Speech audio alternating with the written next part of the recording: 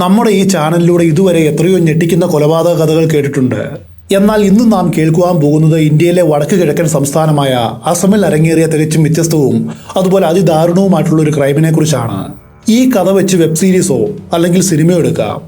അത്രയ്ക്കും ത്രില്ലിങ്ങും സസ്പെൻസും നിറഞ്ഞതുമാണ് ഈ കഥ.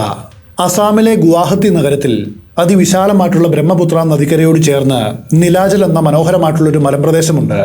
ആ മലമുകളിലാണ് ചരിത്ര പ്രസിദ്ധമായ കാമാഖ്യ ക്ഷേത്രം സ്ഥിതി ചെയ്യുന്നത്. ആയിരക്കണക്കിന് വർഷങ്ങളുടെ പഴക്കവും പാരമ്പര്യവുമുള്ള ഈ മഹാക്ഷേത്രത്തിലെ ദേവിയെ ദർശിക്കുന്നതിനായി ഇന്ത്യയുടെ നാനാഭാഗങ്ങളിൽ നിന്നുമായിട്ട് ലക്ഷക്കണക്കിന് ഭക്തരാണ് പ്രതിവർഷം ഒഴുകിയെത്തുക. 2019 ഒരു കണക്കെടുപ്പ് പ്രകാരം ഒരു വർഷം മാത്രം ഏകദേശം 30 ലക്ഷത്തിലധികം ജനങ്ങൾ ഈ ക്ഷേത്ര സന്നിധിയിൽ വന്നു പോകാറുണ്ടത്രേ. അത്രത്തോളം പ്രസിദ്ധിയും പ്രതാപവും ഉള്ളൊരു പുണ്യഭൂമിയാണിത്. മറ്റ് ഹൈന്ദവ ക്ഷേത്രങ്ങളിൽ നിന്നും കാമാഖ്യ ക്ഷേത്രത്തെ വ്യത്യസ്തമാക്കുന്ന സവിശേഷത അവിടെ നടക്കുന്ന അംബുബാച്ചി മേള എന്ന മഹോത്സവമാണ്. വർഷത്തിൽ കേവലം 3 ദിവസങ്ങൾ മാത്രമാണ് ഈ ആചാരം നടക്കാറുള്ളത്. ആ 3 ദിവസങ്ങളിലും പ്രധാന ക്ഷേത്രത്തിന്റെ നട പൂർണ്ണമായിട്ടും അടച്ചിടും. പിന്നെ 4-ാമത്തെ ദിവസം അതിഗംഭീരമായിട്ടുള്ള പൂജാതി കർമ്മങ്ങളോടെ ആ നട തുറക്കും. അതാണ് ഇവിടുത്തെ രീതി. എന്തിനാണ് ആ 3 ദിവസം നട അടച്ചിടുന്നത്? അതറിയണ്ടേ?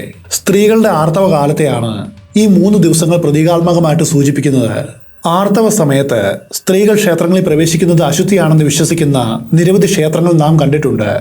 എന്നാൽ കാമാഖ്യ ക്ഷേത്രം ഇതിൽ നിന്നെല്ലാം വേറിട്ട് നിൽക്കുന്നു. സ്ത്രീകൾക്ക് അവരുടെ ആർത്തവ കാലത്ത് പോലും യാതൊരു വിലക്കുമില്ലാതെ പ്രവേശിക്കുവാനും അതുപോലെ പ്രാർത്ഥിക്കുവാനും സാധിക്കുന്ന ഒരേ ഒരു ക്ഷേത്രമാണിത്. സ്ത്രീത്വത്തെ ഇത്രയധികം ആദരിക്കുന്ന ചരിത്ര പ്രസിദ്ധമായ ഈ പുണ്യസങ്കേതത്തിൽ വെച്ച് അതും ഒരു സ്ത്രീയുടെ നേരെ ക്രൂരമായിട്ടുള്ളൊരു കുറ്റകൃത്യം നടക്കുമെന്ന് സ്വപ്നത്തിൽ പോലും നമുക്ക് ചിന്തിക്കുവാനായിട്ട് കഴിയുമോ? എന്നാൽ അങ്ങനെയൊന്നും സംഭവിച്ചു. ഈ ക്ഷേത്രത്തിന്റെ ഭൂപ്രകൃതി പരിശോധിച്ചാൽ പ്രധാന ക്ഷേത്രത്തിന് ചുറ്റുമായിട്ട് അനേകം ചെറിയ ക്ഷേത്രങ്ങൾ ഉള്ളതായിട്ട് കാണാം. ഉദാഹരണത്തിന് കാമാഖ്യ ക്ഷേത്രത്തിൽ നിന്നും വെറും 1 കിലോമീറ്റർ ദൂരത്തിൽ ജയ് ദുർഗ എന്നൊരു ക്ഷേത്രമുണ്ട്. അതിനടുത്തായിട്ട് മറ്റൊരു വിഷ്ണു ക്ഷേത്രമുണ്ട്. ഇതെല്ലാം വളരെ അടുത്തടുത്തായിട്ടാണ് സ്ഥിതി ചെയ്യുന്നത്. അംബുബാച്ചി ഉത്സവ സമയത്ത് ഇന്ത്യയുടെ നാനാഭാഗത്തു നിന്നും ലക്ഷക്കണക്കിന് ഭക്തർ ഇവിടെ എത്തും. ആ സമയത്ത് പ്രധാന ക്ഷേത്രം 3 ദിവസത്തേക്ക് അടഞ്ഞു കിടക്കുകയാണല്ലോ. അതിനാൽ ആ 3 ദിവസങ്ങളിൽ ഭക്തർ തങ്ങളുടെ വഴിപാടുകളും മറ്റ് പൂജകളും ചുറ്റുമുള്ള ഇത്തരം ചെറിയ ക്ഷേത്രങ്ങളിലാണ് നടത്തുക. 4-ാമത്തെ ദിവസം പ്രധാന ക്ഷേത്രത്തിന്റെ നട തുറക്കുമ്പോൾ അതൊരു വർണ്ണാഭമായ ഉത്സവമായിട്ട് മാറും. അത്തരത്തിൽ മഹത്തായ പാരമ്പര്യമുള്ള ആ പുണ്യഭൂമിയിലെ ജയ് ദുർഗാ ക്ഷേത്രത്തിൽ സാധാരണയായിട്ട് രാവിലെ 8-നും 9-നും ഇടയിലാണ് നട തുറക്കാറുള്ളത്. 2019 ജൂൺ മാസം 19 സമയം രാവിലെ. പതിവ് പോലെ അന്നും ആ ക്ഷേത്രത്തിലെ പൂജാരി നട തുറക്കുവാനായിട്ട് എത്തി. ജയ് ദുർഗാ ക്ഷേത്രത്തിൽ പ്രഭാത പൂജകളും വഴിപാടുകളും നടത്തുവാൻ അക്ഷമരായ അനേകം ഭക്തർ പുറത്ത് കൂട്ടമായിട്ട് കാത്തു നിൽക്കുന്നു. അവരുടെ ആവേശം കണ്ട് പൂജാരിയും വളരെ സന്തോഷത്തോടെ ക്ഷേത്രത്തിന്റെ നട തുറന്ന ഉള്ളിലേക്ക് പ്രവേശിച്ചു. തന്റെ ജീവിതത്തിൽ എത്രയോ തവണ ആ പൂജാരി ആ ക്ഷേത്രത്തിന്റെ ഉള്ളിലേക്ക് കടന്നിട്ടുണ്ട്. എന്നാൽ അന്ന് ആ പുലർക്കാലത്ത് ക്ഷേത്രത്തിന്റെ ഉള്ളിലേക്ക് കാലെടുത്തു വെച്ചപ്പോൾ അദ്ദേഹത്തിന് എന്തോ വലിയൊരു പന്തികേട് തോന്നി. പ്രധാന പ്രതിഷ്ഠയ്ക്ക് മുൻപിലായിട്ട് ഭഗവാനെ ആരാധിക്കുവാനായിട്ട് കയറി ചെല്ലേണ്ട കല്ലുകൊണ്ടുള്ള ഏതാനും പടിക്കെട്ടുകളുണ്ട്. ആ പടിക്കെട്ടുകളിലേക്ക് അദ്ദേഹത്തിന്റെ കണ്ണുകൾ നീണ്ടു. അവിടെ അദ്ദേഹം ഒരു കാഴ്ച കണ്ടു. ആ കൽപ്പടവുകളിൽ കട്ടിയുള്ള ഒരു പുതപ്പ് കൊണ്ട് പൊതിഞ്ഞ നിലയിൽ എന്തോ ഒന്ന് കിടപ്പുണ്ടായിരുന്നു. ആ വസ്തു പൊതിഞ്ഞു വെച്ചിരിക്കുന്ന രീതി കണ്ടപ്പോൾ ഒറ്റ നോട്ടത്തിൽ അതൊരു മനുഷ്യന്റെ ജഡം പോലെ അദ്ദേഹത്തിന് തോന്നി. ഒരു നിമിഷം ആ പൂജാരി പകച്ചു നിന്നു.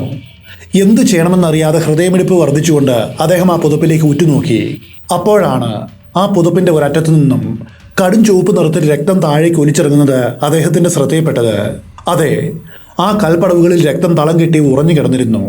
ഭയം കൊണ്ട് അദ്ദേഹത്തിന് അതിന്റെ അടുത്തേക്ക് പോകുവാൻ പോലും കഴിഞ്ഞില്ല. ഉടൻ തന്നെ ഭക്തരെ ആരെയും ക്ഷേത്രത്തിന്റെ ഉള്ളിലേക്ക് കയറ്റിവിടാതെ അദ്ദേഹം തടഞ്ഞു നിർത്തി. എന്നിട്ട് പോലീസിൽ വിവരം അറിയിച്ചു. വൈകാതെ 4-5 പോലീസ് ഓഫീസർമാർ അവിടേക്ക് കുതിച്ചെത്തി. സുരക്ഷാ ചുമതലകൾക്കായി ഈ ക്ഷേത്രത്തിൽ പലതവണ വന്നിട്ടുള്ളവരായിരുന്നു ആ പോലീസുകാർ. എന്നാൽ ഇത്രയും ഭയാനകമായിട്ടുള്ളൊരു ക്രൈം സീൻ അന്വേഷിക്കുവാനായിട്ട് അവർ അവിടേക്ക് വരുന്നത് ആദ്യമായിട്ടായിരുന്നു. ജയ് ദുർഗാ ക്ഷേത്രത്തിന്റെ ഉള്ളിലേക്ക് പ്രവേശിച്ച പോലീസ് ഓഫീസർമാർക്ക് ആ പുതപ്പിന്റെ ഉള്ളിൽ എന്തായിരിക്കും ഉള്ളതെന്ന് ഒറ്റ നോട്ടത്തിൽ തന്നെ ഊഹിക്കുവാനായിട്ട് കഴിഞ്ഞു. അവർ പതുക്കെ ആ പുതപ്പ് മാറ്റി നോക്കി. അവിടെ കണ്ട കാഴ്ച അവരുടെ രക്തം പോലും മരവിപ്പിക്കുന്ന ഒന്നായിരുന്നു.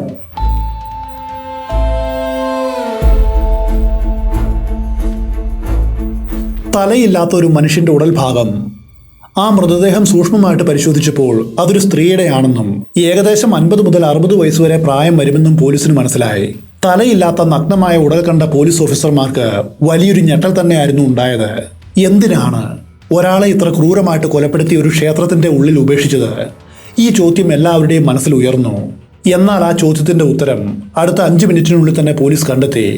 ജഡം കിടന്ന സ്ഥലത്തിന് ചുറ്റുമായിട്ട് പരിശോധിച്ചപ്പോൾ അവിടെ അതിവിപുലമായിട്ടുള്ള എന്തോ ഒരു വലിയ പൂജ നടന്നതിൻ്റെ വ്യക്തമായിട്ടുള്ള അടയാളങ്ങൾ അവർക്ക് കിട്ടി. അതായത് ഒറ്റ നോട്ടത്തിൽ അതൊരു നരബലിയാണെന്ന് പോലീസിന് ഉറപ്പായി. അജ്ഞാതരായിട്ടുള്ള ആരോ ഈ സ്ത്രീയെ ഈ പുണ്യസ്ഥലത്ത് വെച്ച് എന്തോ ദുർമന്ത്രവാദം ചെയ്ത് നരബലി നൽകിയിരിക്കുന്നു. അവരുടെ തല ക്രൂരമായിട്ട് വെട്ടി മാറ്റിയിരിക്കുന്നു. ആ തല കൊലയാളികൾ എടുത്തുകൊണ്ട് പോയിരിക്കുന്നു. വെറും ഉടൽ ഭാഗം മാത്രമാണ് അവിടെ അവശേഷിപ്പിച്ചത്. പൂജ നടന്ന സ്ഥലം പരിശോധിച്ചപ്പോൾ മണ്ണുകൊണ്ടുണ്ടാക്കിയ ഒരു വിളക്ക്, ഒരു മൺപാത്രം, അതിനു ചുറ്റുമായിട്ട് വിതറിയ കുങ്കുമം, അതുപോലെ മന്ത്രവാദത്തിന് വേണ്ടി ഉപയോഗിച്ച നാരങ്ങകൾ, അങ്ങനെ തുടങ്ങി മറ്റു പലതും കണ്ടെത്തി. ഇതെല്ലാം വെച്ച് നോക്കുമ്പോൾ വളരെ പ്രൊഫഷണലായിട്ട് തന്നെ ആ സ്ഥലത്ത് ഒരു നരബലി പൂജ നടന്നിട്ടുണ്ടെന്ന് പോലീസിന് അനുമാനിക്കുവാൻ കഴിഞ്ഞു. അതും കൂടാതെ പൂജ നടന്ന സ്ഥലത്തിന് സമീപത്തായിട്ട് തറയിൽ വളരെ വലിയൊരു താന്ത്രിക ചിത്രം വരച്ചു വെച്ചിട്ടുണ്ടായിരുന്നു. ഈ സ്ത്രീയെ ആ ചിത്രത്തിന്റെ ഉള്ളിൽ കിടത്തിയതിനു ശേഷമായിരിക്കും തല വെട്ടിയെടുത്തിട്ടുണ്ടായിരിക്കുക. ഇതായിരുന്നു പോലീസിന്റെ പ്രാഥമിക നിഗമനം. ഇത്രയധികം ഭക്തർ വന്നു പോകുന്ന ഈ പുണ്യസന്നിധിയിൽ ഒരു നരബലി നടന്നുവെന്ന വാർത്ത ക്ഷേത്ര ഭരണസമിതിയെയും പോലീസ് ഉദ്യോഗസ്ഥരെയും അതുപോലെ ഭക്തജനങ്ങളെയും ഒന്നുപോലെ ഞെട്ടിച്ചു. കാമാഖ്യ പോലെയുള്ള ഇത്രയും പ്രശസ്തമായൊരു ക്ഷേത്രത്തിന്റെ ഉള്ളിൽ എങ്ങനെയാണ് ഇത്രയും വലിയൊരു ക്രൂരത അരങ്ങേറിയത്? നരബലി നൽകപ്പെട്ട നിർഭാഗ്യവതിയായ ആ സ്ത്രീ ആരാണ്? അവരെ കൊലപ്പെടുത്തിയ അജ്ഞാത സംഘം ആരാണ്? ഇത്തരം അനേകം ചോദ്യങ്ങളും വഴിത്തിരിവുകളും നിറഞ്ഞ അസമിൽ നടന്ന ഈ കേസിനെ കുറിച്ചാണ് ഇന്നത്തെ ഈ വീഡിയോയിൽ നാം വിശദമായിട്ട് കാണുവാൻ പോകുന്നത്. ആ സ്ത്രീയെ ആരാണ് നരബലി നൽകിയത്? പോലീസ് ഓഫീസർമാർ ആ സംഘത്തെ എങ്ങനെയാണ് വലയിലാക്കിയത്? അതിലേക്കാണ് ഇനി നമ്മുടെ യാത്ര. ഇതുപോലെയുള്ള കേസുകൾ തെളിയിക്കുക എന്നത് ഒട്ടും എളുപ്പമുള്ള കാര്യമല്ല. ഈ കേസിന്റെ കഥ കേട്ട് തീരുമ്പോൾ തന്നെ നിങ്ങൾക്കും ഇത് മനസ്സിലാവും. പോലീസ് എത്രത്തോളം കഷ്ടപ്പെട്ടാണ്, എത്രമാത്രം ബുദ്ധി ഉപയോഗിച്ചാണ് ഈ കേസിന്റെ ചുരുളുകൾ അഴിച്ചതെന്ന്. അതിഗംഭീരമായൊരു കുറ്റാന്വേഷണമായിരുന്നു ഇത്. അതുകൊണ്ട് വീഡിയോ അവസാനം വരെ സ്കിപ്പ് ചെയ്യാതെ കാണുക.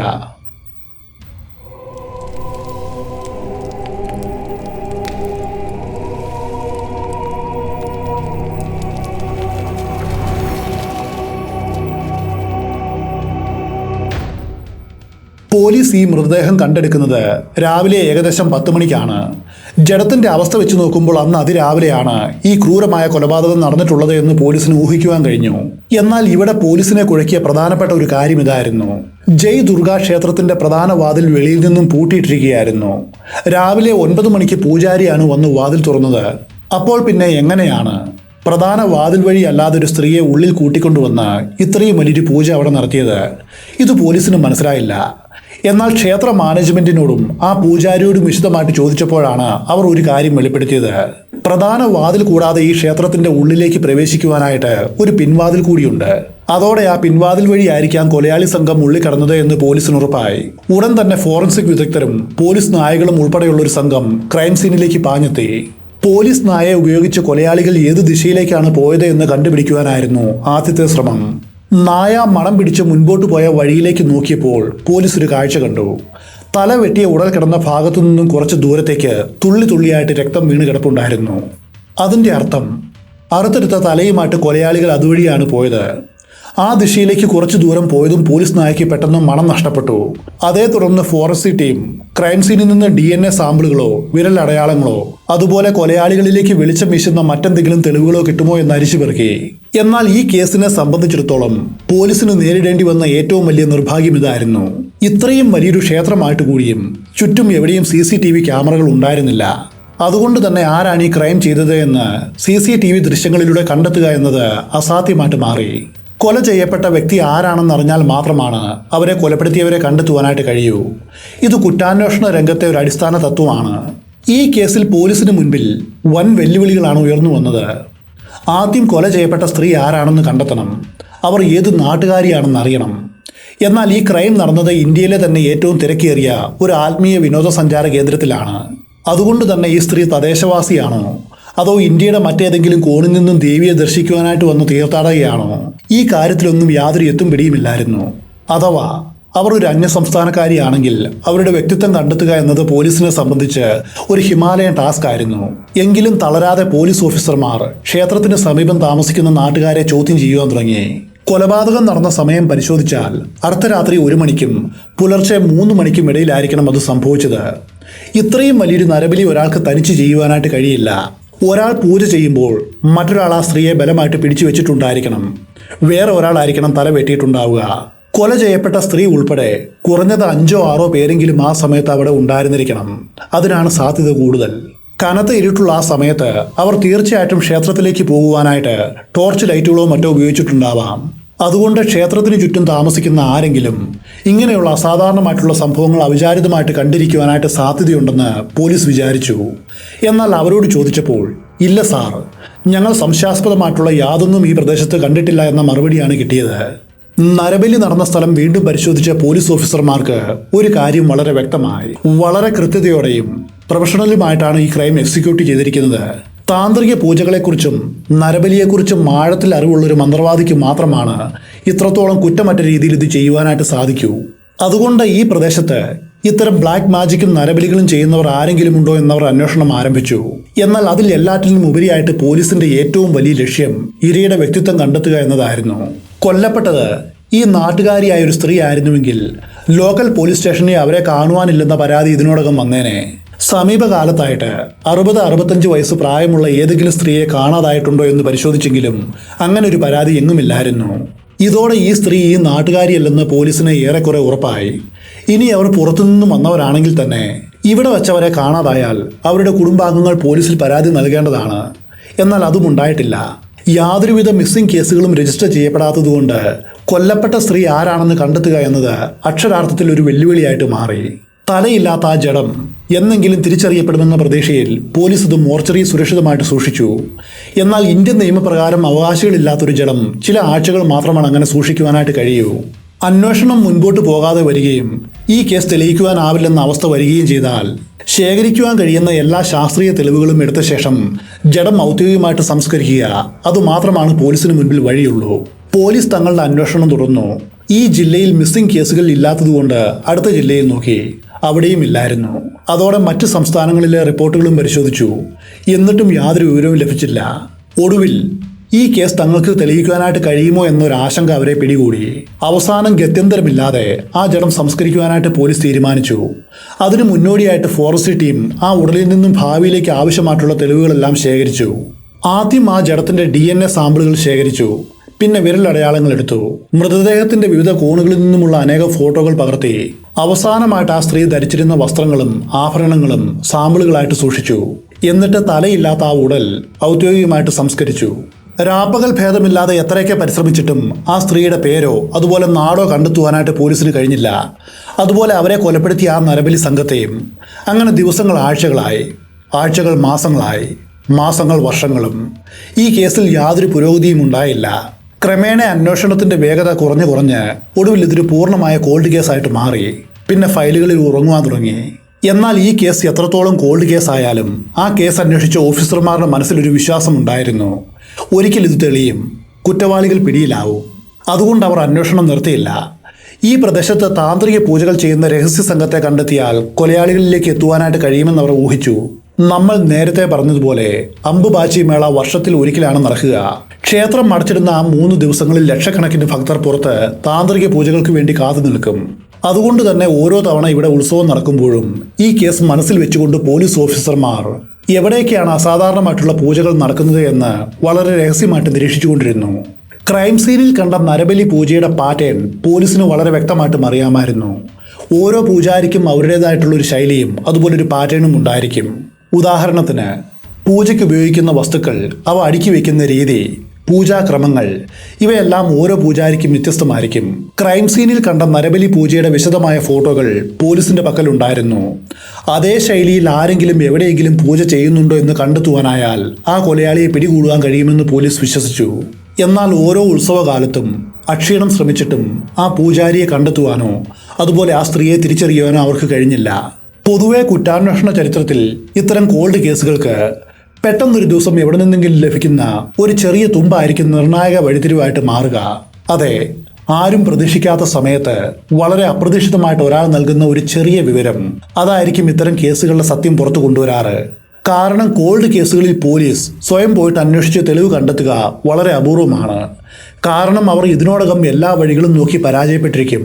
അപ്പോഴായിരിക്കും ആ നിർണായക നിമിഷം വരിക. ഇവിടെയും അതാണ് സംഭവിച്ചത്.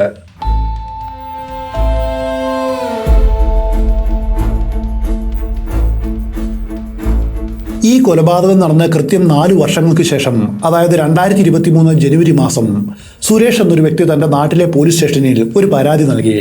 സാർ, 2019 എൻ്റെ അമ്മ കാമാഖ്യ ക്ഷേത്രത്തിൽ പോയതാണ്. ഞങ്ങൾ അടിസ്ഥാനപരമായിട്ട് പശ്ചിമ ബംഗാൾ സ്വദേശികളാണ്. എൻ്റെ അമ്മയ്ക്ക് അല്പം പ്രായമുള്ളതുകൊണ്ട് അവർക്ക് ആത്മീയ കാര്യങ്ങളിൽ വലിയ താല്പര്യമുണ്ടായിരുന്നു. നമ്മുടെ നാട്ടിലൊക്കെ പ്രായമുള്ളവർ ആത്മീയ യാത്രകൾക്ക് വേണ്ടി അവർക്ക് സൗകര്യപ്രദമായിട്ടുള്ള ഒരു ഗ്രൂപ്പ് ഉണ്ടാക്കുന്നത് നിങ്ങൾ കണ്ടിട്ടുണ്ടായിരിക്കും. അവരുടെ സുഹൃത്തുക്കളും കുടുംബക്കാരും അയൽക്കാരും ഒക്കെ ചേർന്ന് ഒരു വണ്ടിയും വിളിച്ച് ഒരു വിനോദയാത്ര പോലെ അവർ പോകും. എന്നിട്ട് വിവിധ ക്ഷേത്രങ്ങളിലും പള്ളികളിലും ദർശനം നടത്തും. അതുപോലെ തന്നെയായിരുന്നു ഇവിടെ സംഭവിച്ചത്. ഇപ്പോൾ ഈ കേസിലേക്ക് കടന്നു വന്ന സുരേഷിന്റെ അമ്മയും തന്റെ ചുറ്റുമുള്ളവരെ ചേർത്ത് ഒരു ഗ്രൂപ്പൊക്കെ ഉണ്ടാക്കി പലപ്പോഴും തീർത്ഥാടനത്തിന് പോകുമായിരുന്നു. ചിലപ്പോഴൊക്കെ ദൂരസ്ഥലങ്ങളിൽ പോയാൽ 1-2 മാസം കഴിഞ്ഞാവും തിരികെ വരിക. അതുകൊണ്ട് അമ്മ തിരികെ വരാതിരുന്നപ്പോൾ അവർ മറ്റേതെങ്കിലും ദൂരയാത്രയിലായിരിക്കുമെന്ന് കരുതി സുരേഷ് കാത്തിരുന്നു. എന്നാൽ ഏകദേശം 6 മാസം കഴിഞ്ഞിട്ടും അമ്മയെക്കുറിച്ച് യാതൊരു വിവരവും അയാൾക്ക് കിട്ടിയില്ല. അതോടെ സുരേഷിന് ഭയമായി. അങ്ങനെയാണ് അയാൾ പശ്ചിമ ബംഗാളിലെ ലോക്കൽ പോലീസ് സ്റ്റേഷനിൽ പരാതി നൽകിയത്. ബംഗാൾ പോലീസ് പരമാവധി അന്വേഷിച്ചു നോക്കി. പക്ഷെ അവരെ കണ്ടെത്തുവാനായിട്ട് കഴിഞ്ഞില്ല. സുരേഷിന് തൻ്റെ അമ്മ സത്യത്തിൽ എവിടെ പോയെന്ന കാര്യത്തിൽ അന്നുവരെ ഒരു എത്തും പിടിയുമില്ലായിരുന്നു. എന്നാൽ ഒരു കാര്യം അയാൾക്ക് ഓർമ്മയുണ്ടായിരുന്നു. പലപ്പോഴും അയാളുടെ അമ്മ അയാളോട് ഇങ്ങനെ പറഞ്ഞിരുന്നു: മോനെ, കാമാഖ്യ ക്ഷേത്രത്തിലെ ദർശനം ഒരു വലിയ പുണ്യമാണ്. അവിടെ അമ്പുബാച്ചി എന്നൊരു വലിയ ഉത്സവമുണ്ട്. ജീവിതത്തിൽ ഒരിക്കലെങ്കിലും ഞാൻ അവിടെ പോവും. പലതവണ അയാളോട് അമ്മ ഇത് ആവർത്തിച്ചിരുന്നു. കാലക്രമേണ സുരേഷ് അത് മറന്നു. അങ്ങനെ ഇരിക്കെ പെട്ടെന്നൊരു ദിവസം അയാൾ TV കണ്ടുകൊണ്ടിരിക്കുമ്പോൾ ഈ അമ്പുബാച്ചി ഉത്സവത്തെക്കുറിച്ച് ചില വാർത്തകൾ വരുന്നത് കണ്ടു. അപ്പോഴാണ് അയാളുടെ മനസ്സിൽ ആ ചിന്ത മിന്നിയത്. ഒരു പക്ഷേ തൻ്റെ അമ്മ പശ്ചിമ ബംഗാളിൽ നിന്നും അസമിലെ ഈ ക്ഷേത്രോത്സവത്തിന് പോയിരിക്കില്ലേ? അവിടെ വെച്ചായിരിക്കുമോ അവരെ കാണാതായത്? സുരേഷിൻ്റെ ഒരു സംശയം തോന്നി. ഉടൻ തന്നെ സുരേഷ് അമ്മയുടെ രേഖകളും അതുപോലെ സാധനങ്ങളും മരിച്ചു പെറുക്കി നോക്കി. അപ്പോഴാണ് അയാൾക്കൊരു ട്രെയിൻ ടിക്കറ്റിന്റെ കോപ്പി കിട്ടിയത്. 2019 ഈ ക്ഷേത്രോത്സവത്തിൽ പങ്കെടുക്കുവാനായിട്ട് അയാളുടെ അമ്മ പശ്ചിമ ബംഗാളിൽ നിന്നും ബുക്ക് ചെയ്തൊരു ട്രെയിൻ ടിക്കറ്റ് ആയിരുന്നു അത്. ഈ ട്രെയിൻ ടിക്കറ്റ് കണ്ടതിന് ശേഷമാണ് തൻ്റെ അമ്മ അസാമിൽ വെച്ച് തന്നെയാണ് അപ്രത്യക്ഷമായതെന്ന് സുരേഷിന് മനസ്സിലായത്. അതുകൊണ്ടാണ് ഇത്രയും നാളുകൾക്ക് ശേഷം അയാൾ പോലീസിൽ വന്ന് പരാതിപ്പെടുന്നത്. സുരേഷിന്റെ വാക്കുകൾ കേട്ട ലോക്കൽ പോലീസ് സ്തബ്ധരായി. നിങ്ങളുടെ അമ്മയ്ക്ക് എത്ര വയസ്സുണ്ടാകുമെന്ന് പോലീസ് ചോദിച്ചു. അപ്പോൾ സുരേഷ് മറുപടി പറഞ്ഞു. ആ പ്രായം കേട്ട ഉടനെ പോലീസിന്റെ മനസ്സിലേക്ക് ഓടിയെത്തിയത് വർഷങ്ങളായിട്ട് തെളിയാതെ കിടക്കുന്ന ആ തലയില്ലാത്ത ജഡത്തിന്റെ ചിത്രമായിരുന്നു. പോലീസ് സുരേഷിനോട് പറഞ്ഞു: ശരി, ഞാൻ നിങ്ങൾക്ക് ചില ഫോട്ടോകൾ കാണിച്ചു തരാം. അത് നിങ്ങളുടെ അമ്മയാണോ എന്ന് തിരിച്ചറിയുവാൻ കഴിയുമോ എന്ന് നോക്കൂ. തലയില്ലാത്ത ആ ജഡത്തിന്റെ ചിത്രങ്ങൾക്ക് പകരം അവസാനമായിട്ട് ആ സ്ത്രീ അണിഞ്ഞിരുന്ന വസ്ത്രങ്ങളുടെയും അവർ അണിഞ്ഞിരുന്ന വളകളുടെയും അതുപോലെ മറ്റ് സാധനങ്ങളുടെയും ചിത്രങ്ങൾ പോലീസ് സുരേഷിനെ കാണിച്ചു. ആ ചിത്രം കണ്ട നിമിഷം തന്നെ സുരേഷ് അലമുറയിട്ട് കരഞ്ഞു. സാർ, യാതൊരു സംശയവുമില്ല, ഇത് എൻ്റെ അമ്മയുടെയാണ്. ശരി, നിങ്ങളുടെ അമ്മയുടെ പേരെന്താണ്?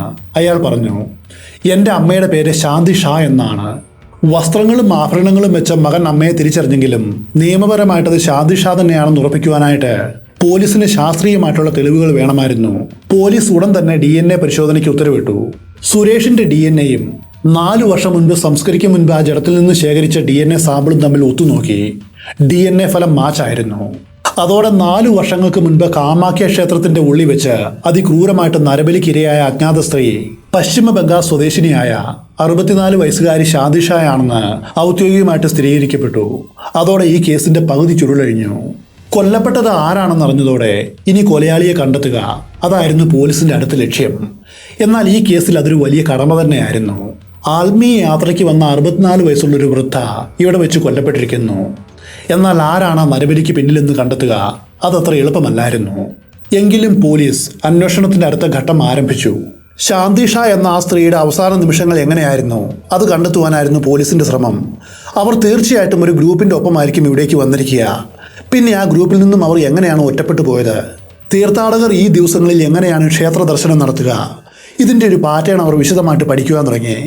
മുൻപ് സൂചിപ്പിച്ചതുപോലെ ഉത്സവത്തിന്റെ ആ 3 ദിവസങ്ങളിൽ പ്രധാന ക്ഷേത്രം അടഞ്ഞു കിടക്കും. അതുകൊണ്ട് തീർത്ഥാടകർ ചുറ്റുമുള്ള മറ്റു ക്ഷേത്രങ്ങളിലായിരിക്കും ദർശനം നടത്തുക.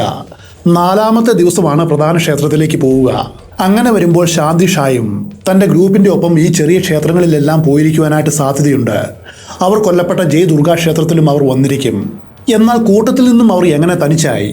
അതാണ് പോലീസിനെ കുഴക്കിയ പ്രധാന പ്രശ്നം. അവർ ആരുടെ കൂടെയാണ് യാത്ര ചെയ്തതെന്ന് കണ്ടെത്തുവാനായിട്ട് ശ്രമിച്ചെങ്കിലും അതിന് ഫലമുണ്ടായില്ല. ഒരു പക്ഷേ അവർ ബംഗാളിൽ നിന്നും തനിച്ചായിരിക്കും ഇവിടേക്ക് വന്നത്. അല്ലെങ്കിൽ ഇവിടെ വെച്ച് ഏതെങ്കിലും ഗ്രൂപ്പിൽ ചേർന്നതാവും. അത് എങ്ങനെയായാലും എങ്ങനെയോ അവർ ഈ ക്ഷേത്രത്തിൽ വന്ന് ഒറ്റപ്പെട്ട് കുടുങ്ങിയതാണെന്ന് പോലീസ് ഉറപ്പിച്ചു. ഇതിനിടയിൽ പോലീസിന്റെ ശ്രദ്ധയിൽ ഒരു കാര്യം പെട്ടു. ഉത്സവകാലത്ത് ക്ഷേത്ര പരിസരത്തായിട്ട് തെരുവുകളിൽ ഉടനീളം നിരനിരയായിട്ടിരിക്കുന്ന ജ്യോത്സ്യന്മാരായിരുന്നു അത്. ഭക്തർ തങ്ങളുടെ പ്രശ്നങ്ങളുമായിട്ട് വരുമ്പോൾ ഈ ജ്യോത്സ്യന്മാർ അത് കേൾക്കുകയും അവർക്ക് വേണ്ട താന്ത്രിക പൂജകളെക്കുറിച്ചുള്ള നിർദ്ദേശങ്ങൾ നൽകുകയും ചെയ്യും. എന്നാൽ ഈ ജ്യോത്സ്യന്മാർ പൂജകൾ ചെയ്യാറില്ല. പകരം അവർക്ക് ബന്ധമുള്ള ചില പ്രത്യേക പൂജാരിമാരുടെ അടുത്തേക്ക് ഈ ഭക്തരെ വഴിതിരിച്ചു വിടുകയാണ് പതിവ്. ഓരോ പ്രശ്നവും പരിഹരിക്കുവാൻ ഓരോ തരത്തിലുള്ള പൂജകൾ ചെയ്യുന്ന പൂജാരിമാർ അവിടെ ധാരാളമുണ്ട്. ശാന്തി ഷാ തീർച്ചയായിട്ടും ക്ഷേത്രങ്ങൾ തോറും കയറി ഇറങ്ങുന്നതിനിടയിൽ ഇങ്ങനെയുള്ള ഏതെങ്കിലും ഒരു ജ്യോത്സ്യനെ കണ്ടിരിക്കാമെന്ന് പോലീസ് അനുമാനിച്ചു. ആ ജ്യോത്സ്യൻ തന്നെയാകാം അവരെ കൊലയാളി സംഘത്തിലെ പൂജാരിയുടെ അടുത്തേക്ക് പറഞ്ഞയച്ചത്. പോലീസ് ഉടൻ തന്നെ ആ പ്രദേശത്തുള്ള മുഴുവൻ ജ്യോത്സ്യന്മാരുടെയും പട്ടിക തയ്യാറാക്കി. എന്നാൽ അവിടെയും മറ്റൊരു പ്രതിസന്ധി ഉണ്ടായിരുന്നു. ഉത്സവകാലത്ത് പുറത്തുനിന്നും ധാരാളം ജ്യോത്സ്യന്മാർ ഇവിടേക്ക് വരും. ഉത്സവം കഴിയുമ്പോൾ അതുപോലെ തന്നെ മടങ്ങുകയും ചെയ്യും.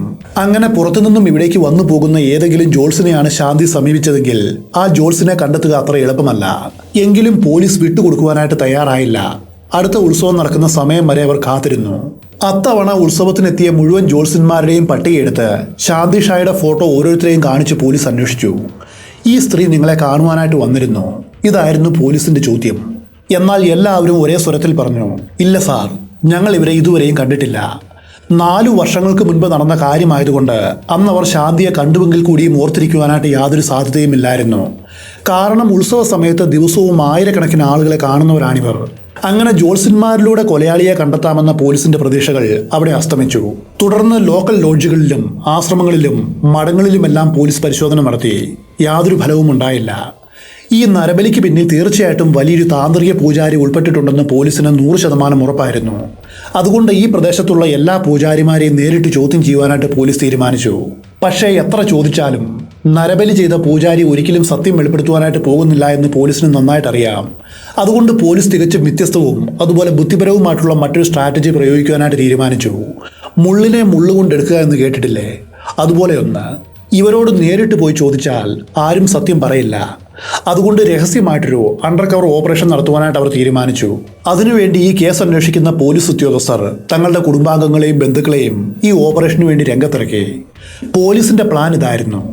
അവർ ഭക്തരെ പോലെ വന്ന് ഈ പ്രദേശത്തുള്ള ജ്യോത്സ്യന്മാരോട് തങ്ങളുടെ സങ്കടങ്ങൾ പറയും. തങ്ങൾക്ക് ചില ദോഷങ്ങളുണ്ടെന്നും വലിയൊരു പൂജ ചെയ്യണമെന്നും അതിന് കഴിവുള്ള പൂജാരിയെ പരിചയപ്പെടുത്തി തരണമെന്നും ആവശ്യപ്പെടും. ആ വഴിയിലൂടെ നരബലി ചെയ്ത പൂജാരിയിലേക്ക് എത്താമെന്നായിരുന്നു പോലീസിന്റെ വിചാരം. കേൾക്കുമ്പോൾ ഇതൊരു സിനിമാ കഥ പോലെ തോന്നുമെങ്കിലും അസം പോലീസിന്റെ പ്രത്യേക അന്വേഷണ സംഘം അത്രത്തോളം ബുദ്ധിപരമായിട്ടാണ് ഈ കേസിന് വേണ്ടി പ്രവർത്തിച്ചത്. അന്വേഷണ സംഘത്തിലെ ഉദ്യോഗസ്ഥരുടെ കുടുംബത്തിലെ അംഗങ്ങൾ, അതായത് അവരുടെ അച്ഛൻ, അമ്മ, ചിറ്റപ്പൻ, കസിൻസ്, പിന്നെ അവരുടെ മക്കൾ, ഇവരടങ്ങുന്ന വലിയൊരു സംഘം വിശ്വാസികളെ പോലെ വേഷം ധരിച്ച് ക്ഷേത്ര പരിസരത്ത് എത്തി. എന്നിട്ട് ജ്യോത്സ്യന്മാരെ ഓരോരുത്തരെയായിട്ട് കാണുവാനായിട്ട് തീരുമാനിച്ചു. പോലീസ് അവർക്ക് കൃത്യമായ നിർദ്ദേശങ്ങൾ നൽകിയിരുന്നു. വളരെ തന്ത്രപരമായിട്ട് വേണം ജ്യോത്സ്യന്മാരോട് നിങ്ങൾ സംസാരിക്കേണ്ടത്. ഉദാഹരണത്തിന്, ഞങ്ങളുടെ കുടുംബത്തിൽ പെട്ടെന്നൊരു മരണം സംഭവിച്ചു. ഞങ്ങൾക്ക് മരിച്ചുപോയ ആ വ്യക്തിയുടെ ആത്മാവിനോടൊന്ന് സംസാരിക്കണം. അതിനുവേണ്ടി വലിയൊരു താന്ത്രിക പൂജ ചെയ്യണം. ഇതായിരുന്നു അവർ ജ്യോത്സ്യന്മാരോട് പറയേണ്ടത്. ജ്യോത്സ്യന്മാർ ഇത്തരം പൂജകൾ നേരിട്ട് ചെയ്യില്ല. പകരം ഒരു ഫീസ് വാങ്ങിയ ശേഷം ഇത്തരം ദുർമന്ത്രവാദങ്ങൾ ചെയ്യുന്ന പൂജാരിമാരിലേക്ക് ഇവരെ അവർ വഴിതിരിച്ചുവിടും. ഈ കാര്യം പോലീസിനറിയാം. അങ്ങനെ ജ്യോത്സ്യന്മാർ അവരെ നിരവധി പൂജാരിമാരുടെ അടുത്തേക്ക് പറഞ്ഞയക്കും. മരിച്ച ആത്മാവിനോട് സംസാരിക്കുവാനായിട്ട് എന്തൊക്കെ പരിഹാരങ്ങൾ ചെയ്യണമെന്നും ഏതുതരം പൂജകൾ ചെയ്യണമെന്നും ആ പൂജാരിമാർ അവരോട് വിശദീകരിക്കും. ചുരുക്കത്തിൽ അവർ കുറഞ്ഞത് 100ഓളം പൂജാരിമാരെങ്കിലും ഇങ്ങനെ കാണേണ്ടി വരും. ചിലപ്പോൾ അതിനും വളരെ മുകളിൽ. ഇതിനൊക്കെ സമയവുമെടുക്കും. എന്നാൽ അതിൽ നിന്നും യഥാർത്ഥ കൊലയാളിയെ എങ്ങനെ തിരിച്ചറിയും? അവിടെയും പോലീസിനൊരു വഴിയുണ്ടായിരുന്നു. ഈ പൂജാരിമാർ നിർദ്ദേശിക്കുന്ന പൂജാക്രമങ്ങളും ക്രൈം സീനിൽ പോലീസ് കണ്ട നരബലി പൂജയുടെ പാറ്റേണും തമ്മിൽ ഒത്തുനോക്കുക. ഏത് പൂജാരിയുടെ രീതിയാണോ ക്രൈം സീനിലെ പൂജയുമായിട്ട് 100% യോജിക്കുന്നത്, അവനായിരിക്കും കൊലയാളി. അങ്ങനെ ഈ അണ്ടർ കവർ ടീം ഒരാളായും രണ്ടാളായും അതുപോലെ പല ടീമുകളായും പിരിഞ്ഞു. ഏകദേശം 20ഓളം പൂജാരിമാരെ അവർ കണ്ടു. ഒടുവിൽ അവർ ഒരു പൂജാരിയുടെ അടുത്തെത്തി. അവൻ്റെ പേര് കാനു എന്നായിരുന്നു.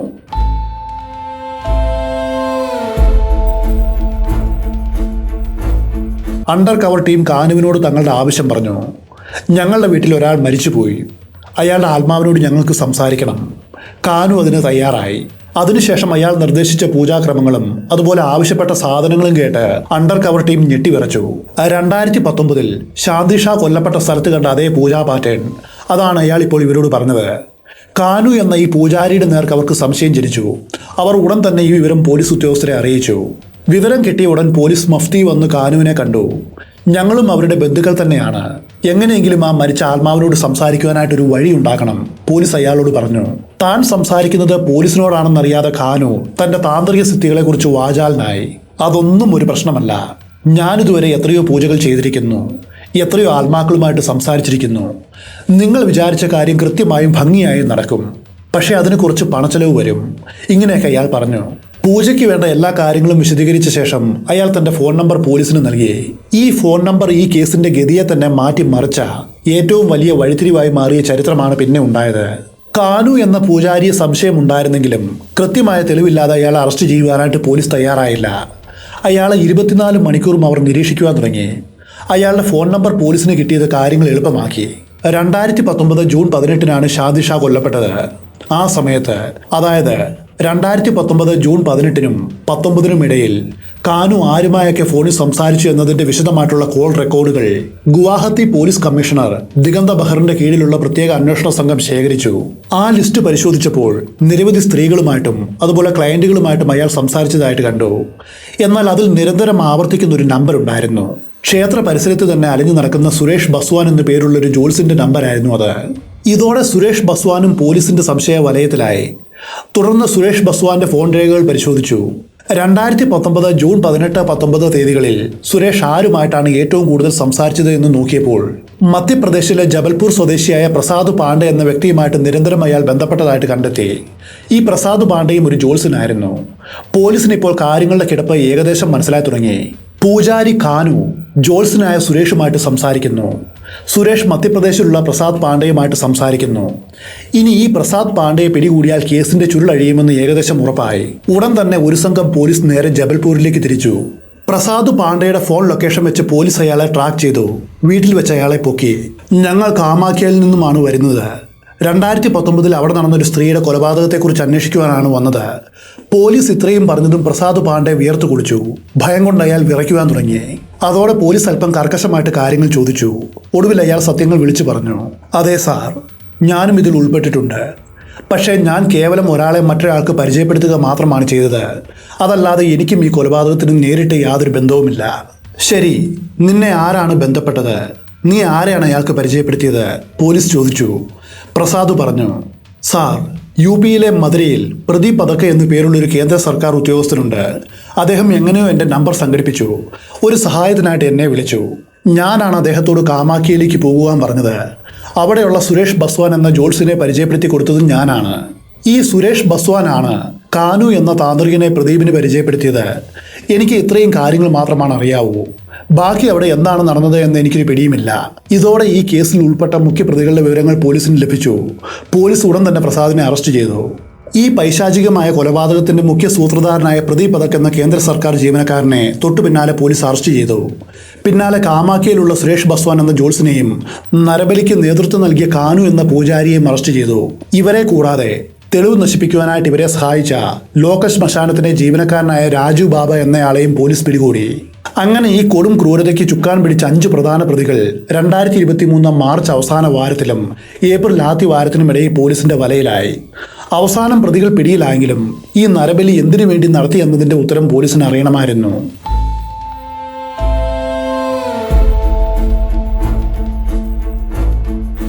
ഈ ക്രൈമിന്റെ മൂല കാരണമായ പ്രദീപ് പതക്കിനെ പോലീസ് വിശദമായിട്ട് ചോദ്യം ചെയ്തു.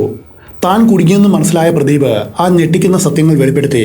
ഈ ക്രൈം നടക്കുന്ന 2019 നിന്നും കൃത്യം 11 വർഷങ്ങൾക്ക് മുൻപ് പ്രദീപിന്റെ സഹോദരൻ മരണപ്പെട്ടിരുന്നു. എന്നാൽ തന്റെ സഹോദരന്റെ ആത്മാവിന് ശാന്തി ലഭിച്ചിട്ടില്ല എന്നും അത് തങ്ങളുടെ കുടുംബത്തെ നിരന്തരം വേട്ടയാടുകയാണെന്നും പ്രദീപ് വിശ്വസിച്ചു.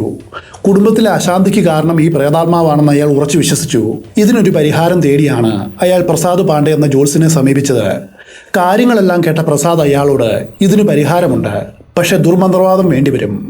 ആ ദുർമന്ത്രവാദം കാമാഖ്യയിൽ വെച്ച് നടത്തിയാൽ മാത്രമാണ് ഫലിക്കൂ. അങ്ങനെ പറഞ്ഞ അയാളെ കാമാഖ്യയിലേക്ക് അയച്ചു. ഒടുവിൽ പ്രദീപ് കാമാഖ്യയിലെത്തി. പ്രസാദ് പറഞ്ഞ പ്രകാരം സുരേഷിനെയും കാനുവിനെയും കണ്ടു. കാനു എന്ന കപട പൂജാരി പ്രദീപിനെ ഭയപ്പെടുത്തുവാനായിട്ട് തുടങ്ങി. നിന്റെ സഹോദരന്റെ ആത്മാവ് അലഞ്ഞു തിരിയുകയാണ്. ഉടനെ ഇതിനൊരു പരിഹാരം ചെയ്തില്ലെങ്കിൽ നിന്റെ കുടുംബം മുഴുവനും നശിച്ചു പോവും. വീണ്ടും മരണങ്ങൾ സംഭവിക്കും. അയാൾ ഭീഷണിപ്പെടുത്തി.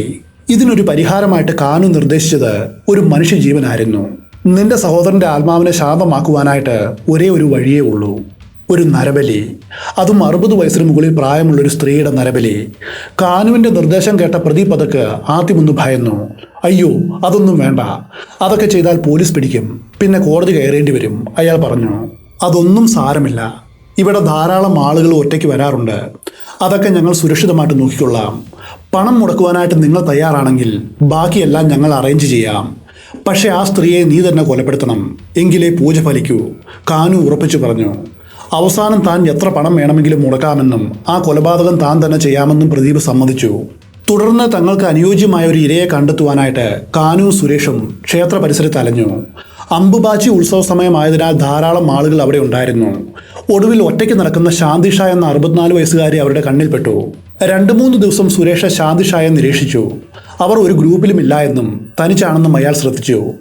ശാന്തിഷായ്ക്ക് താന്ത്രിക പൂജകളോട് വലിയ താല്പര്യമുണ്ടെന്ന് മനസ്സിലാക്കിയ സുരേഷ് അവരുമായിട്ട് സൗഹൃദം സ്ഥാപിച്ചു. അമ്മേ, നിങ്ങളെപ്പോലെ വളരെ പ്രായമുള്ളവർ പൂജകൾ ചെയ്യുവാനായിട്ട് പണമില്ലാതെ കഷ്ടപ്പെടുന്നത് ഞാൻ എന്നും കാണാറുണ്ട്. ഇവിടെ പൂജകൾക്ക് വലിയ പണച്ചെലവാണ്. എന്നാൽ എനിക്കറിയാവുന്ന ഒരു വലിയ സ്വാമിയുണ്ട്. അദ്ദേഹം പാവപ്പെട്ടവർക്ക് സൗജന്യമായിട്ട് വലിയ താന്ത്രിക പൂജകൾ ചെയ്തു കൊടുക്കും. ഞാൻ അദ്ദേഹത്തെ നിങ്ങൾക്ക് പരിചയപ്പെടുത്താം, സുരേഷ് അവരോട് പറഞ്ഞു. ഇത് കേട്ട ആ പാവ സ്ത്രീ വലിയ സന്തോഷത്തിലായി. എന്നാൽ തന്നെയും കാത്തിരിക്കുന്നത് ഒരു കൊലക്കത്തിയാണെന്ന് അവരറിഞ്ഞില്ല. എവിടെയാണ് ഞാൻ വരേണ്ടത്?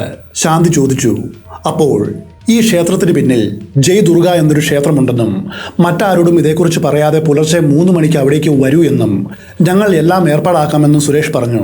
അവന്റെ വാക്കുകൾ കണ്ണുമടച്ച് വിശ്വസിച്ച് യാതൊന്നും സംശയിക്കാതെ ജൂൺ 19 പുലർച്ചെ 3 മണിക്ക് ശാന്തി അവിടെ എത്തി. ആ സമയത്ത് കാനു, സുരേഷ്, പ്രദീപ് പതക്ക്, രാജു ബാബ എന്നിവരുൾപ്പെടുന്ന കൊലയാളി സംഘം സർവ്വതും സജ്ജമാക്കി അവിടെ അവരെയും കാത്തിരിപ്പുണ്ടായിരുന്നു. ശാന്തിക്ക് അവിടെ നടക്കുന്നത് എന്താണെന്ന് യാതൊരു ഊഹവുമില്ലായിരുന്നു. എന്നാൽ പൂജ നടക്കുന്ന സ്ഥലത്ത് കുറേയധികം മദ്യം വാങ്ങി വെച്ചിരുന്നു.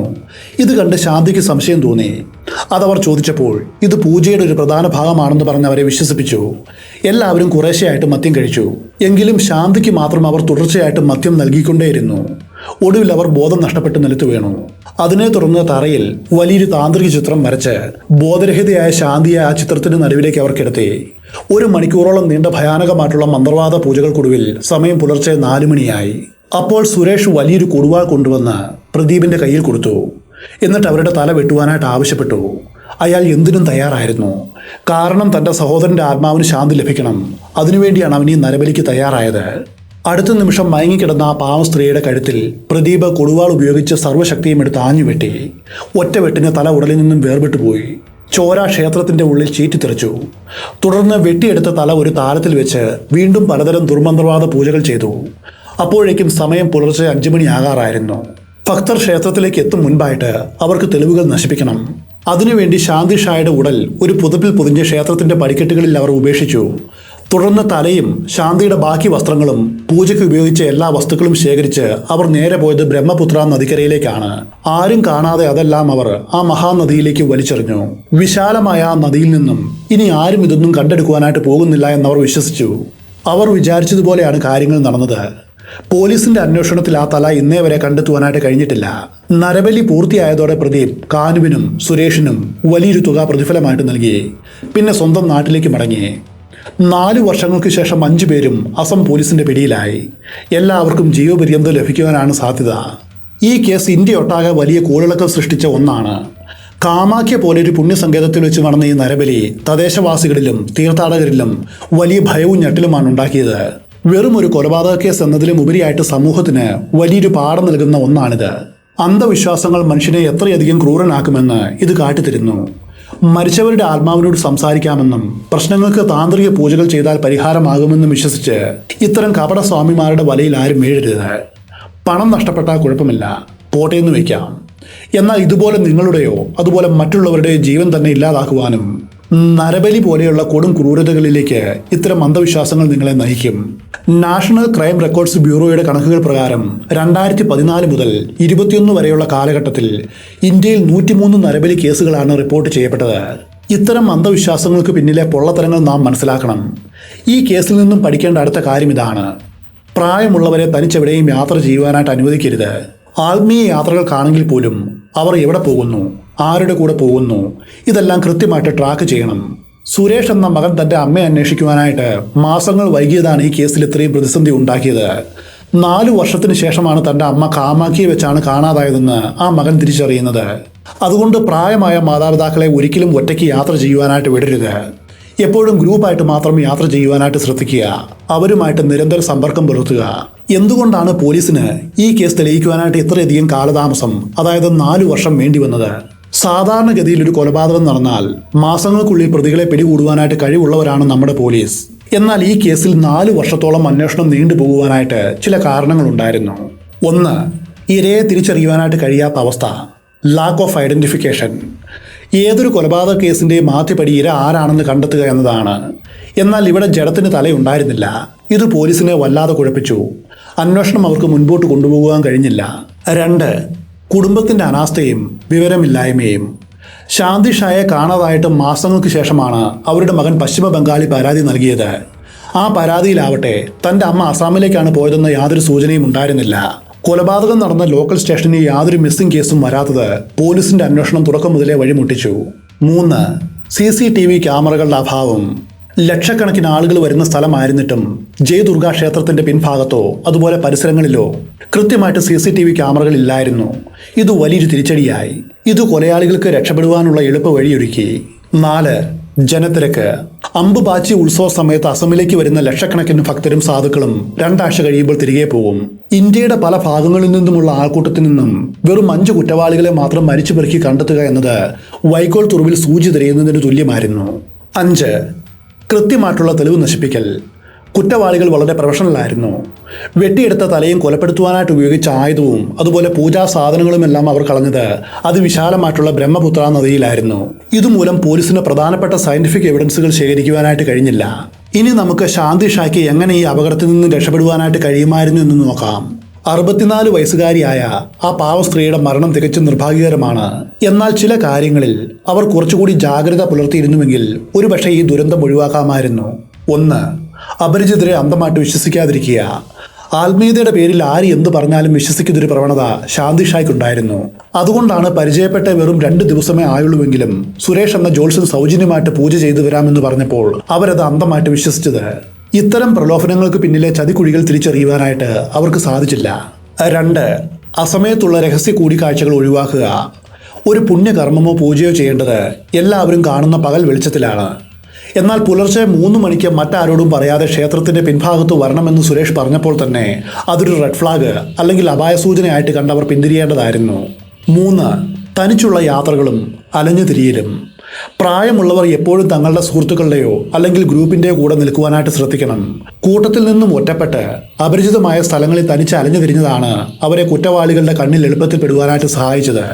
4, മറ്റുള്ളവർ നൽകുന്ന പാനീയങ്ങളും അതുപോലെ ഭക്ഷണവും ഒഴിവാക്കുക. പൂജ നടക്കുന്ന സമയത്ത് വെച്ച് ആ അപരിചിതർ നൽകിയ മദ്യം അവർ നിരസിക്കേണ്ടതായിരുന്നു. പൂജയുടെ ഭാഗമാണെന്ന് പറഞ്ഞ് വിശ്വസിപ്പിച്ച് നൽകിയ ആ പാനീയം കുടിച്ച് മയങ്ങിപ്പോയതുകൊണ്ടാണ് അവർക്ക് അവിടെ നിന്നും ഓടി രക്ഷപ്പെടുവാനോ അല്ലെങ്കിൽ ബഹളം വയ്ക്കുവാനോ കഴിയാതെ പോയത്. 5, കുടുംബവുമായിട്ടുള്ള ആശയവിനിമയം. താൻ എവിടേക്കാണ് പോകുന്നത് എന്നും ആരുടെ കൂടെയാണ് പോകുന്നത് എന്നും എത്ര ദിവസം അവിടെ ഉണ്ടാകുമെന്നും തുടങ്ങിയ കാര്യങ്ങൾ, കൃത്യമായിട്ടുള്ള വിവരങ്ങൾ സ്വന്തം മകനെയോ അതുപോലെ മറ്റു ബന്ധുക്കളെയോ അവർ അറിയിക്കേണ്ടതായിരുന്നു. അതൊന്നും ഈ കേസിൽ ഉണ്ടായിട്ടില്ല. ഈ സംഭവം നമ്മളെ പഠിപ്പിക്കുന്ന ഏറ്റവും വലിയ പാഠം ഇതാണ്: അന്ധവിശ്വാസങ്ങൾ മനുഷ്യന്റെ വിവേകത്തെ നശിപ്പിക്കുന്നു. പ്രദീപ് പഥക് എന്ന വിദ്യാസമ്പന്നനായിട്ടുള്ള കേന്ദ്ര സർക്കാർ ഉദ്യോഗസ്ഥൻ മരിച്ച സഹോദരന്റെ ആത്മാവിനെ ശാന്തമാക്കുവാനായിട്ട് ഒരു പാവ സ്ത്രീയുടെ കഴുത്തറക്കുവാനായിട്ട് തയ്യാറായത് അന്ധവിശ്വാസം അയാളുടെ ബുദ്ധിയെ മറച്ചതുകൊണ്ടാണ്. ദൈവം എവിടെയോ മറഞ്ഞിരിപ്പുണ്ടെന്നും രഹസ്യമായിട്ടുള്ള പൂജകളിലൂടെയും കുറുക്കു വഴികളിലൂടെയും ദൈവത്തെ പ്രീതിപ്പെടുത്താമെന്നും വിശ്വസിക്കുന്നവർ ഇത്തരം തട്ടിപ്പുകാരുടെ വലയിൽ എളുപ്പത്തിൽ വീണുപോകും. യഥാർത്ഥ ആത്മീയത എന്നത് മനുഷ്യസ്നേഹവും സമാധാനവുമാണ്, അല്ലാതെ രഹസ്യ കേന്ദ്രങ്ങളിൽ അർദ്ധരാത്രിയിൽ നടത്തുന്ന ഭയപ്പെടുത്തുന്ന ആചാരങ്ങളല്ല. അതുപോലെ നമ്മുടെ വീടുകളിലെ പ്രായമായ മാതാപിതാക്കളെ സംരക്ഷിക്കേണ്ടത് മക്കളുടെ കടമയാണ്. അവർക്ക് ആത്മീയ യാത്രകൾ പോകുവാനായിട്ട് താല്പര്യമുണ്ടെങ്കിൽ അവരോടൊപ്പം പോകുവാനോ അതുമല്ലെങ്കിൽ അവരുടെ സുരക്ഷ ഉറപ്പാക്കുവാനോ ശ്രദ്ധിക്കണം. മാസങ്ങളോളം സ്വന്തം അമ്മ എവിടെയാണെന്ന് പോലും അറിയാതിരുന്ന ആ മകന്റെ അലംഭാവവും ഈ കേസിൽ ചോദ്യം ചെയ്യപ്പെടേണ്ടതാണ്. അറിവില്ലായ്മയെക്കാളും അപകടകരമാണ് അന്ധമായിട്ടുള്ള വിശ്വാസം. കണ്ണു തുറന്നു കാണുക, ബുദ്ധി കൊണ്ട് ചിന്തിക്കുക, ജാഗ്രതയോടെ ജീവിക്കുക. മറ്റൊരു കഥയിൽ വെച്ച് നമുക്ക് വീണ്ടും കണ്ടുമുട്ടാം.